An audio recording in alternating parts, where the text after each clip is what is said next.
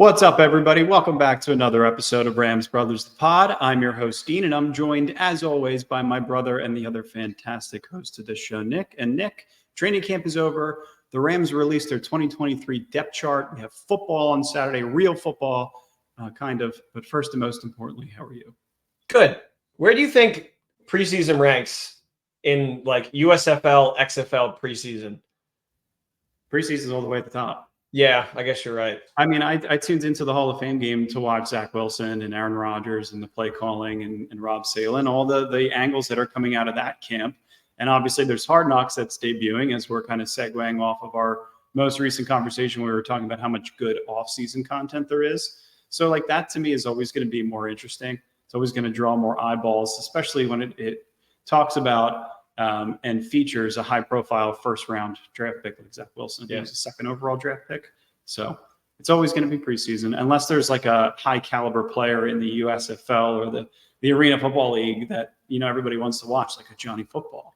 Right, yeah. I am going to buy a bunch of Brown stock right now because I just think that they have the chance to really be like a completely out of nowhere number one seed this year in the AFC. So really, from last to first in the division. First of all, where does that come from? A minute and a half into the podcast, and second of all, why?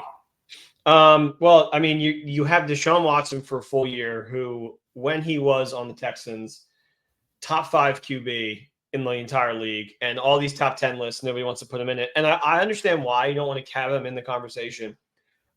Their defense looks really good from that preseason game. They have a lot of heavy hitters, and Joe Burrow just went down. That division is wide open. I mean, I don't know if I don't think Lamar Jackson, he's probably going to do his thing as well. But I think the Browns have a chance to really, really be a exciting team. I have the least confidence in them. I think that coach could go somewhere else and be successful, but that division is extremely difficult. I don't have any faith in the Cleveland Browns. I don't even know where that comes from in the beginning of the podcast. Well, just preseason. I turned that game on and I was like, oh my God, the Jets. Look at the Jets. And then how about the Rams?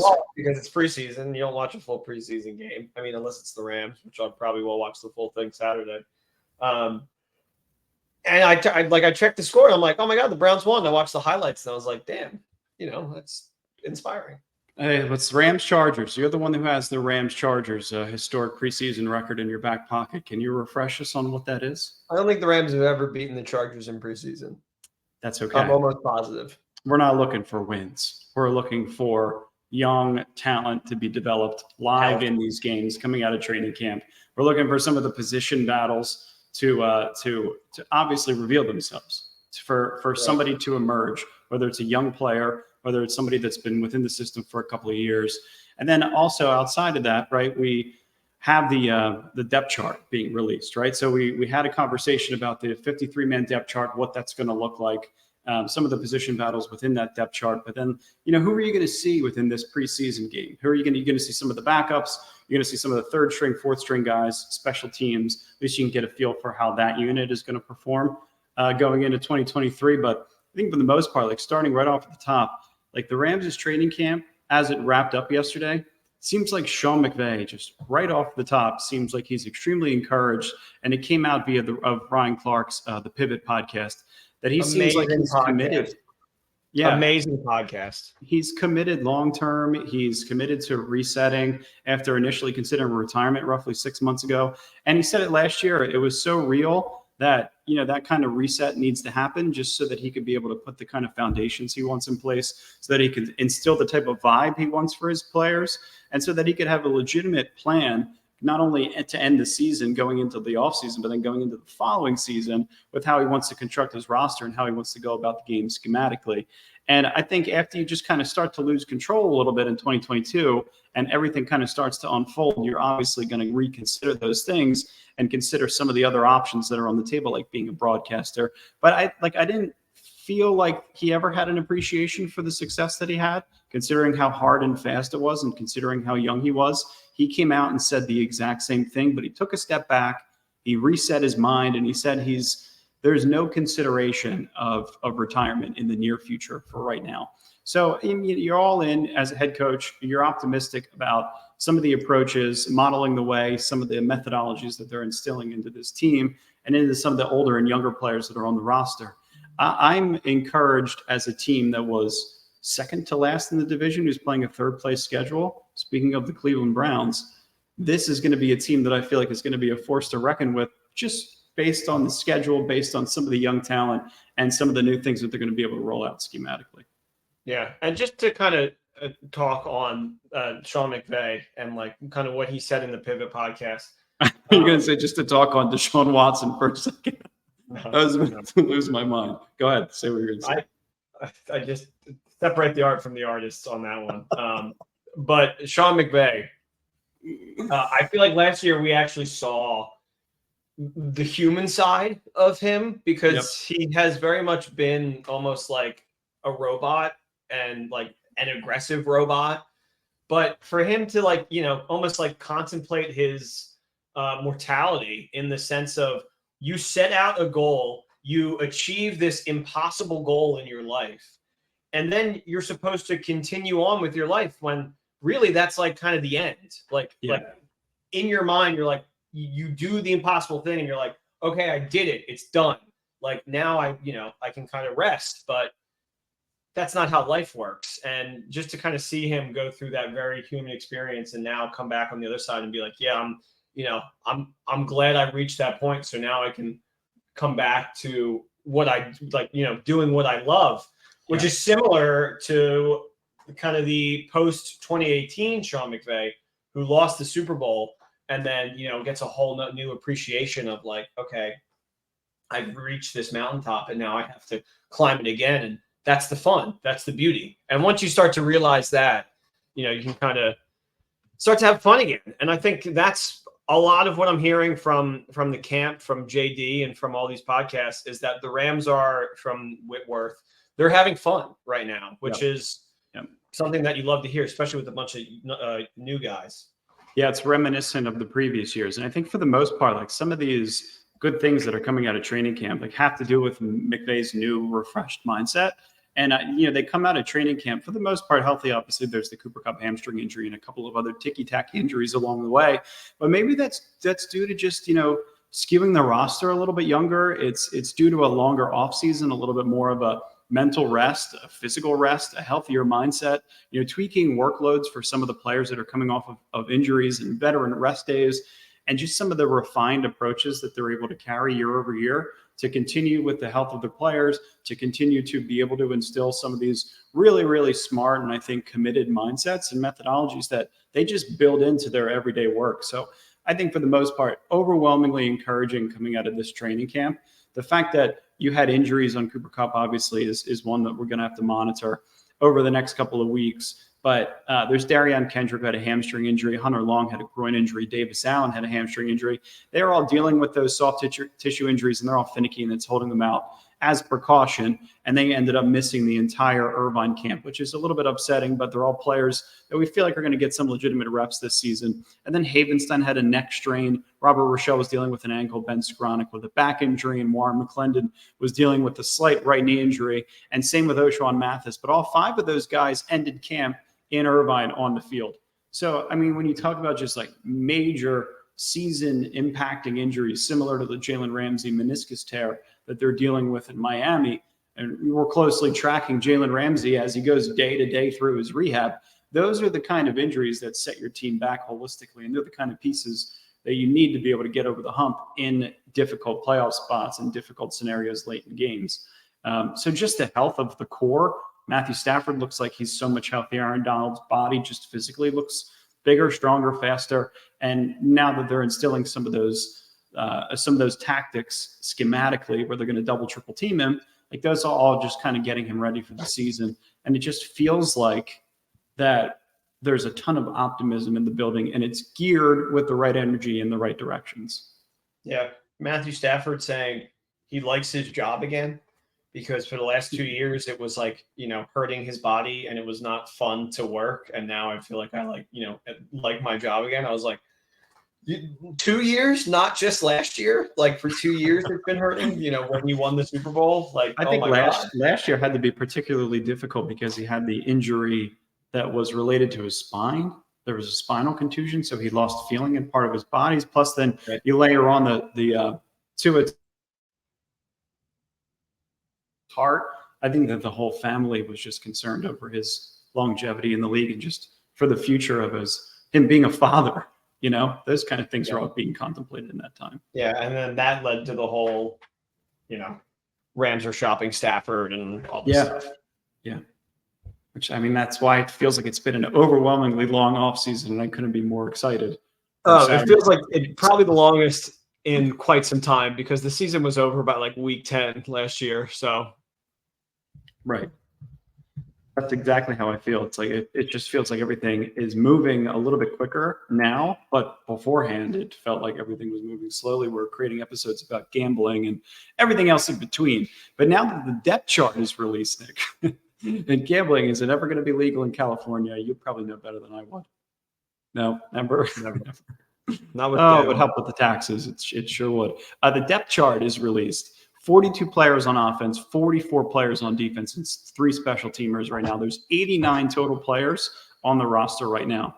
So they have to cut down 4 players by August 16th, which is a week from today, to get down to 85 players on their roster because they're at 89 right now. And then a week from 8/16, which is the 23rd of August, they have to go down to 80 players. And then finally on August 30th, they have to trim their final roster down to 53 players. And if you're confused with how the Rams' depth chart is laid out, it's specifically because whoever put the depth chart together thinks that the Rams are still running Wade Phillips's historically great 3-4 base defense. So let me see if I can pull up the Rams' 2023 depth chart right now, and we can go through any callouts and surprises that we noticed as we were looking through the latest and greatest. Nick, sound good?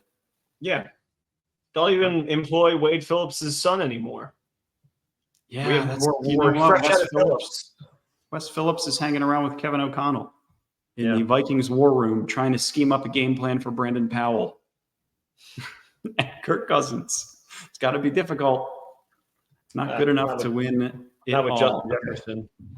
Let me go ahead and share my screen. Okay, Rams' first unofficial depth chart. Okay, so here's what we're looking at. So if you just kind of go one by one down the line, it's going to be a little bit overwhelming, but I think some of the position battles is what we want to focus on, Nick. I think some of the position battles between Joe Noteboom, Alaric Jackson, Brian Allen, and Coleman Shelton, like those are all conversations that we've been consistently having over the past couple of weeks. But Alaric Jackson, I feel like he's the guy that's the most stable in that position. He showed the most throughout last year, showed the willingness to be able to earn that position. And Joe Noteboom, we're hearing, is shuffling around a little bit. They're playing him a little bit at right guard to see where you can get the most out of him, to see where he can be the most efficient.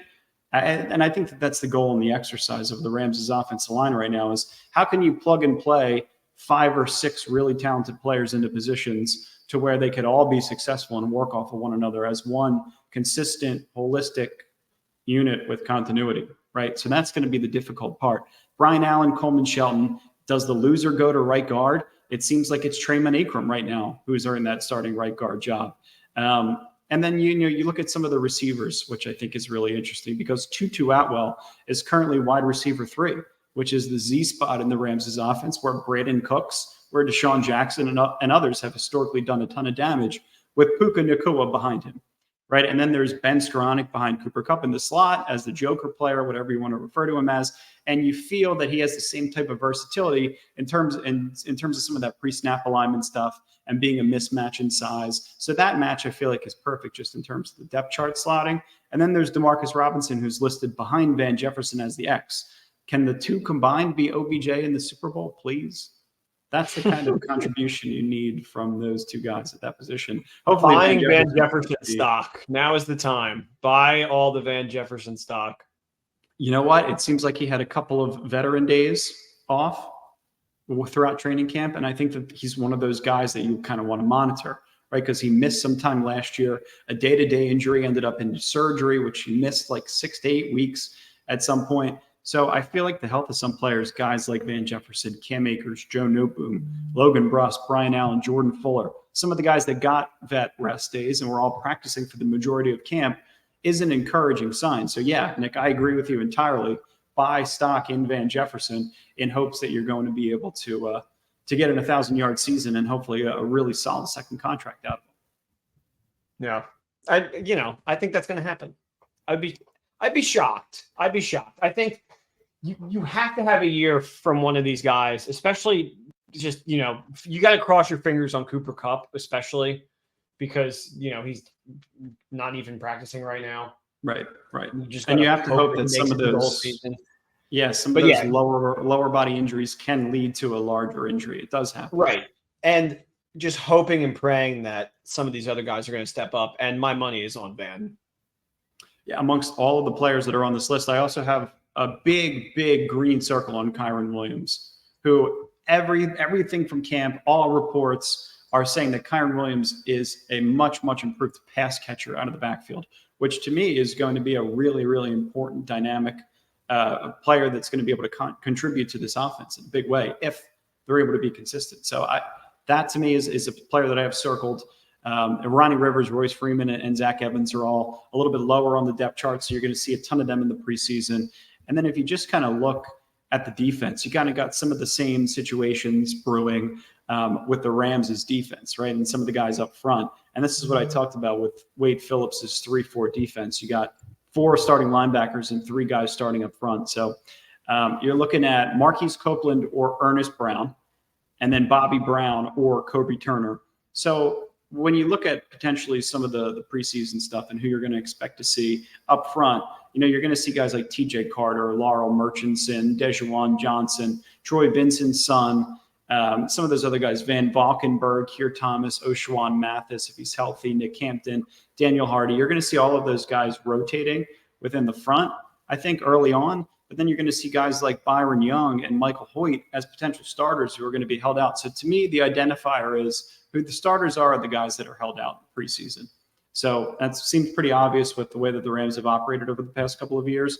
But Michael Hoyt and Byron Young, and then whatever rotation comes after them, whether it's Daniel Hardy and Nick Hampton, or Daniel Hardy and Keir Thomas, or Nick Hampton and Keir Thomas, you'll see a little bit from them. And then, you'll see a little bit more from some of the other guys that are further back in the depth chart. But I think for the most part, the first and second team, if you just collaborate all of those players on offense and defense, you're going to be able to scale back to 53. It's just a matter of finding some of those guys in the third and fourth tier, like the Lance McCutcheons from last year, that are really going to be able to contribute and give some of these guys a run for their money.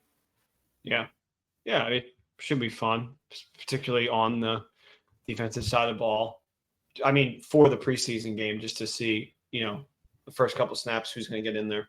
Yeah, I mean, guys like Trey Tomlinson, we were so excited about him in the draft. That could be a player that gets a ton of snaps in the preseason and shows to be a successful player in a certain sub package, in a specific scheme that Ra likes to run. There's Robert Rochelnick, I think he's a 4th-year player at this point. He's not going to be coming back, but could get potential valuable snaps in this defense. With Aubrey Pleasant coming back, maybe help to refine his skill set and some of his techniques. Maybe he could be a successful player in this defense as a depth guy. So there's, Jake Hummels, like a really good special teams player that you're going to see play a ton of linebacker. And Jonah Williams and some of these guys that have been on the roster for a little, Laurel Murchison, some of these guys that have been around for a little bit. And that's what's I think is going to be exciting about the preseason is like you're going to see some of these faces rotating in, and you'll get a feel for who some of Aaron Donald's confidants are going to be when it's crunch time. Yeah, because it's not going to be Gaines anymore. Gaines is gone. Gaines went with Baker. That's what I'm saying. You have to find who's going to be the next Greg Gaines, who's going to be the next Ashawn Robinson, and to me right now, Ndamukong Suh. Right.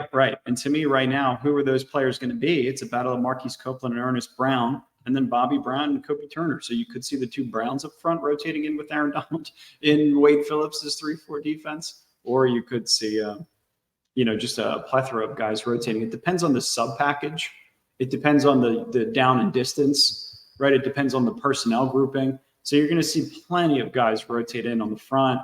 And then on the back end as well. I think what's really interesting about the secondary is Jordan Fuller. John Johnson's back.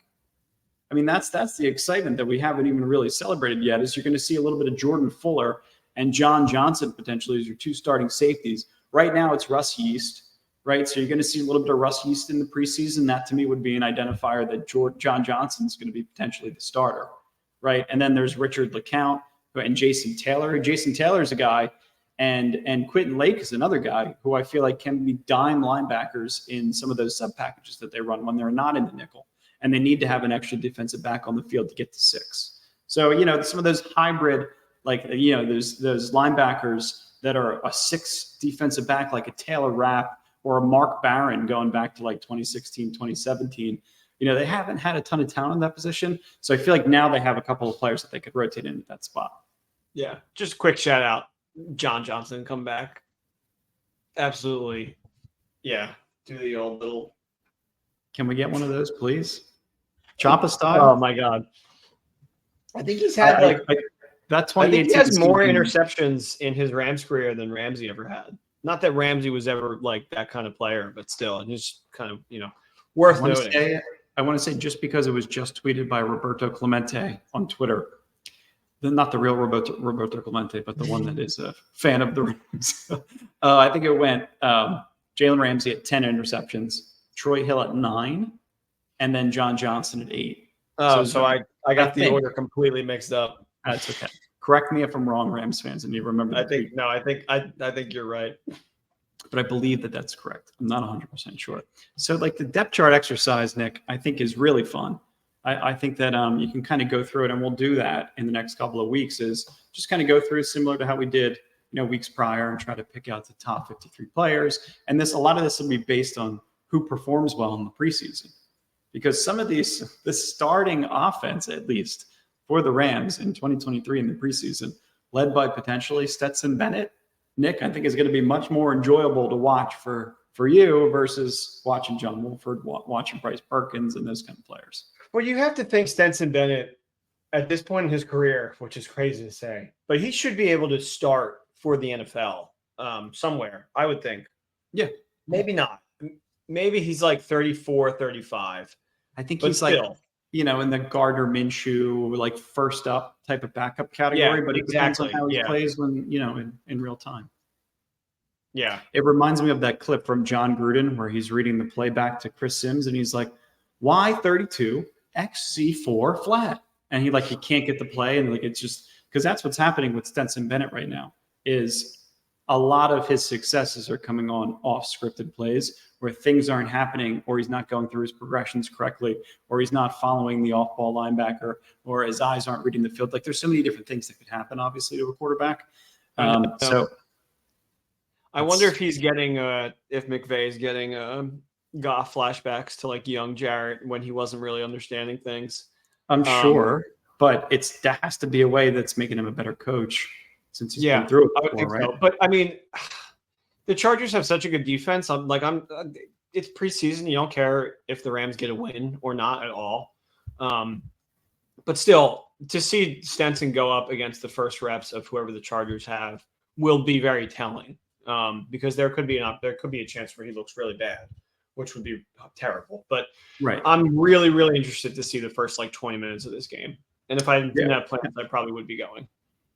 Well, I mean, you think about the starting 11 players. If you're in 11 personnel, this is essentially what you're going to be looking at: quarterback Stetson Bennett, running back Kyron Williams, receivers Lance McCutcheon, Tyler Johnson, Austin Trammell, tight ends Bryson Hopkins, Kalinchich, and Sims and McDonald, with Hunter Long and Davis Allen currently battling injuries.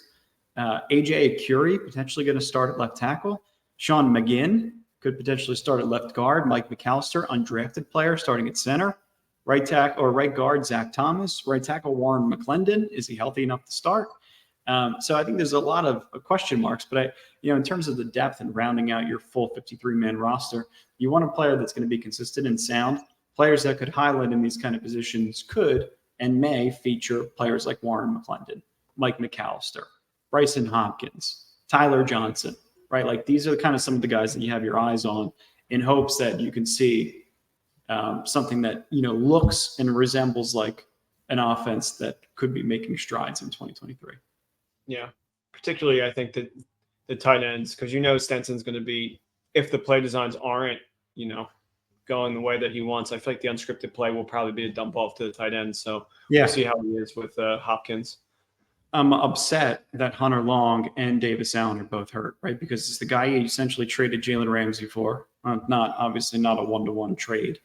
And the salary dump was involved and helped with the salary cap for next year. But There's Hunter Long, who everybody wants to be successful on this team because of the player he was traded for. And then there's Davis Allen, who's the rookie who was drafted, who is currently dealing with a hamstring injury. And you don't like when young players deal with hamstring injuries, but it does happen earlier on in camp. Hopefully he can get that to a place where he could be a reliable target for Stetson Bennett, because to me it was Hopkins and Hunter Long and Davis Allen were going to be his 3 primary targets. You can look at guys like Braxton Burmeister and Austin Trammell and Tyler Johnson as receivers, but to me it's going to be foundationally just reliant as a young quarterback on a tight end to be able to get your offense going. Yeah, 100%. So yeah, I'm excited. Saturday, we got Rams football, baby. We got Rams football on Saturday. We got Rams Chargers football in SoFi. Do you know who the home team is by any chance? No. My guess is I think it's the Rams, because I think their next 2 games are away. I think it's Vegas and then Denver. Yeah, it's a good call. And then they have 2 of those scrimmages that they're going to be hosting. I think Denver and the Raiders are those 2 others. So also, outside of the Cup news, everything I'm hearing from Rams training camp is that people are having fun and having a good time and nobody's injured and everybody's healthy, where I feel like every other team, it's some kind of negative thing. I cannot stop seeing enough negative stuff about Dak Prescott and Danny Dimes just throwing all these interceptions. I'm like, what's up with the NFC East? Like, why can't these guys get it together? Cardinals look like a total crapshoot. And then apparently the Lions, Goff is playing the best he's ever been, which is all the reports. Now, we all know that there's no direct correlation between your performance in training camp and how you perform in the regular season. Like, people want to act like it's like, It is great, though, to see that there have been limited injuries. And if there are injuries, there are limited turnaround times in terms of being able to get back onto the field. And I feel like the head coach is all in again. I feel like he's ready to go through the next 3-year window with a helmet on and leading the charge coming out of the tunnel, and the most energy he's ever had in his career. Yeah. So it should be great. It should be a really fun year, no matter what. And we'll be here along the way. Just another 100 reasons to love the new regime, even if you don't love the rebrand, you don't love some of the players on the roster, some of the decisions that have been made. At least you can appreciate the fact that they are consistently trying to be a great team. And we haven't always had that in this generation of Rams. So make sure before you guys go that you ram it. Hit the like, subscribe button. We need all the help that we can get. Okay. Support the Rams fans, support the Rams brothers, and we'll be here for the foreseeable future. Take care, guys. Thanks for listening. Peace. Go Rams.